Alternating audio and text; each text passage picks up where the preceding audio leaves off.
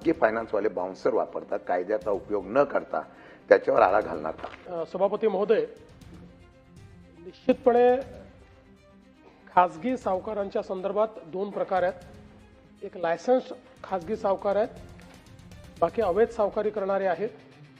दोन्हीच्या संदर्भात या अवैध सावकाराचे तर सगळे जे काही त्यांनी दिलेले कर्ज आहेत ते अवैधच आहेत.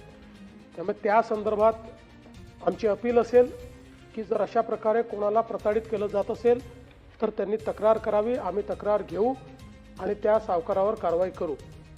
जो लायसन्स सावकारी करतो आहे त्यांनीही नियमापेक्षा जास्त त्या ठिकाणी जर वसुली केली असेल किंवा जो काही आपला व्याजाचा दर ठरलेला आहे, दामदुपटीचे जे काही नियम आहेत, या सगळ्या नियमांच्या विपरीत जाऊन जर कुठल्या लायसन्स सावकाराने अशा पद्धतीनं कोणावर कर्ज लादलं असेल त्यांनीही तक्रार करावी.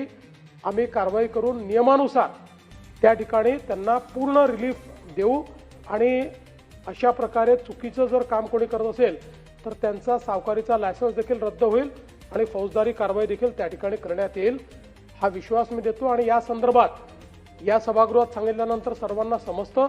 तथापि याला अधिक प्रसिद्धी कशी देता येईल जे आपण सांगितलं तोही प्रयत्न केला जाईल.